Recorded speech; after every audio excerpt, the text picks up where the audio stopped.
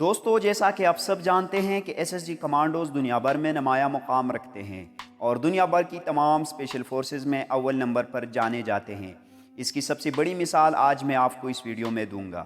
دوستو، آپ کو یہ جان کر حیرانگی ہوگی کہ دنیا میں ایک ایسا غیر مذہب ملک ہے جسے پاک فوج نے ٹوٹنے سے بچایا تھا، اور اسے بچانے میں مین کردار ایس ایس جی کمانڈوز کا تھا۔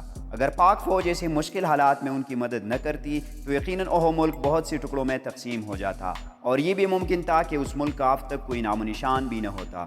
دراصل اس ملک میں انتہا پسندی عروج پر تھی، جس کے پیچھے بھارت اور امریکہ کا ہاتھ تھا۔ دوستو، آپ کا سسپینس ختم کرتے ہوئے میں آپ کو بتاتا چلوں کہ اس ملک کا نام سری لنکا تھا۔ سن 2002 میں سری لنکن آرمی چیف نے پاکستان کے سابق صدر اور chief of army staff general Pervez Musharraf سے ملک کو بچانے کے لیے درخواست کی تھی۔ جنرل پرویز مشرف نے سری لنکا کی مدد کرنے کا وعدہ کیا اور پھر ہتھیاروں کے ڈپو کھول دیے۔ جنرل پرویز مشرف کے حکم پر پاک فوج نے بہت بڑی مقدار میں اپنے ہتھیار C-130 جہازوں میں بھر کر سری لنکا پہنچائے تھے۔ ایسی مشکل حالات میں سری لنکا کو بچانے کے لیے پاک فوج کی مدد کرنا سری لنکا کے لیے بہت بڑا احسان تھا۔ ان دنوں بغاوت عروج پر تھی۔ تامل ٹائیگرز نے سری لنکا کی اینڈ سے اینڈ بجا کر رکھی تھی اور سری لنکا ٹکڑوں میں تقسیم ہونے کے دہانے پر کھڑا تھا۔ پاکستان نے سری لنکا کی نہ صرف ہتھیاروں میں مدد کی بلکہ پاک فوج کے ایس ایس جی کمانڈوز نے سری لنکا کی فوج کو ٹریننگ بھی دی۔ اس کے علاوہ انہیں جاسوسی اور مواصلاتی مدد بھی فراہم کی۔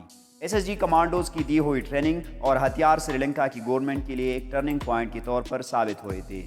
جب یہ بات تامل ٹائیگرز تک پہنچی کہ پاکستانی فوج سری لنکا کی بھرپور مدد کر رہی ہے تو اس کے جواب میں تامل ٹائیگرز نے 2006 میں پاکستانی سفیر جو سری لنکا میں موجود تھے ان پر قاتلانہ حملہ کر دیا، لیکن اللہ کے حکم سے وہ اس حملے میں زندہ بچ گئے۔